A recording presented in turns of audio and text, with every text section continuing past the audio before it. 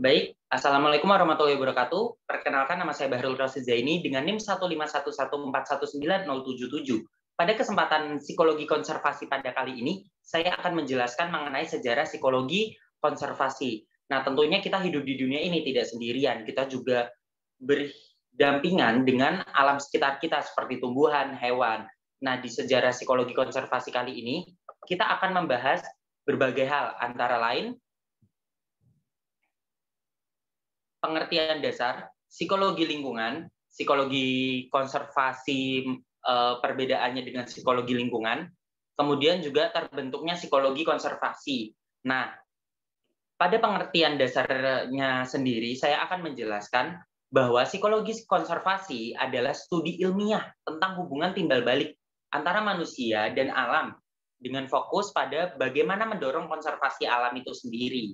Nah, kata kunci di sini adalah timbal balik antara manusia dengan alam, ya. Jadi psikologi konservasi ini membahas bagaimana manusia ini mempertahankan lingkungannya, dikaji dalam sudut pandang ilmu psikologi tentunya. Nah, pertanyaannya adalah kenapa psikologi konservasi ini disebut psikologi konservasi, kenapa nggak psikologi lingkungan? Toh sama-sama membahas tentang lingkungan juga. Nah, ada perbedaan mengenai psikologi konservasi dan psikologi lingkungan. Apa bedanya psikologi konservasi dan psikologi lingkungan? Psikologi lingkungan membahas mengenai pembahasan implementasi ilmu psikologi yang berfokus pada kejadian interaksi manusia dan alam. Ingat, kejadian interaksi manusia dan alam. Sebagai contoh, misalkan ada orang buang sampah sembarangan. Kenapa orang buang sampah sembarangan? Itu dikaji dalam psikologi lingkungan. Ada orang menebang pohon sembarangan. Kenapa orang menebang pohon sembarangan? Itu dikaji dalam psikologi lingkungan. Kenapa orang bisa membantai spesies hewan. Nah, psikologi konservasi merupakan implementasi ilmu psikologi yang berfokus pada implementasi kajian ilmu psikologi sebagai upaya memelihara alam. Nah, misalkan tadi yang saya contohkan adalah kenapa orang membuang sampah sembarangan. Itu kan psikologi lingkungan. Nah, psikologi konservasi membahas mengenai bagaimana cara manusia tidak membuang sampah kembali secara sembarangan, atau bagaimana cara manusia supaya tidak menebang atau membabat habis hutan kembali. Nah, itu dikaji dalam psikologi konservasi. Nah, jadi tahu ya bedanya. Kalau psikologi lingkungan itu hanya membahas mengenai hal-hal yang kenapa, tapi kalau psikologi konservasi membahas bagaimana caranya untuk memelihara alam. Seperti itu. Nah, kita masuk ke sejarah psikologi konservasi. Nah, sejarah psikologi konservasi ini sendiri, nah, pada awalnya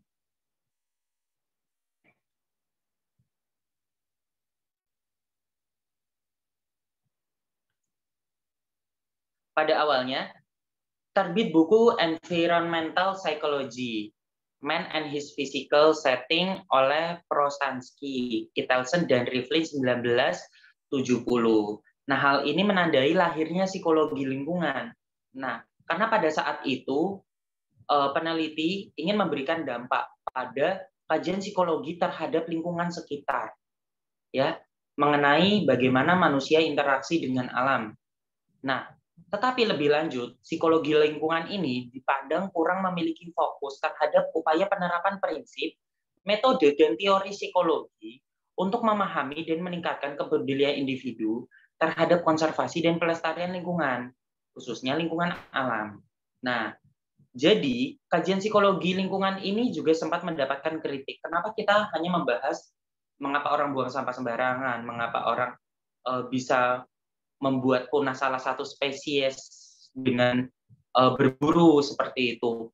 Nah, ini merupakan sebuah hal yang dikritisi oleh peneliti-peneliti pada saat itu terhadap kajian ilmu psikologi lingkungan. Nah, alhasil pada akhir tahun 1990-an muncul kajian yang diberi nama psikologi konservasi. Nah, psikologi konservasi ini oleh sekelompok kecil ahli psikologi yang menilai bahwa psikologi telah jauh ketinggalan dalam pembahasan tentang isu-isu lingkungan, baik secara akademis maupun publik. Nah, pada tahun 1990-an, peneliti-peneliti psikologi ini berkumpul untuk membahas lebih lanjut, psikologi lingkungan ini ingin dikembangin nggak nih? Seperti itu. Nah, alhasil selanjutnya terbentuklah psikologi lingkungan beralih menjadi psikologi konservasi. Yang awalnya hanya berfokus mengenai sebuah fenomena, mengapa fenomena itu terjadi, sekarang beralih menjadi implementasi psikologi untuk mempertahankan alam, seperti itu.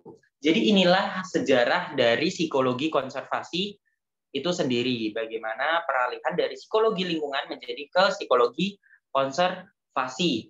Nah, psikologi konservasi ini juga, ini salah satu pencetusnya adalah Clayton and Sanders. Nah, Clayton and Sanders ini menyebutkan bahwa psikologi konservasi adalah sebuah cabang ilmu keilmiahan, studi keilmiahan, yang membahas mengenai hubungan resiprokal antara manusia dan alam sekitarnya, yang berfokus pada bagaimana cara meningkatkan konservasi atau meningkatkan sumber daya, meningkatkan sebuah upaya guna manusia bisa mempertahankan alamnya di dunia, seperti itu.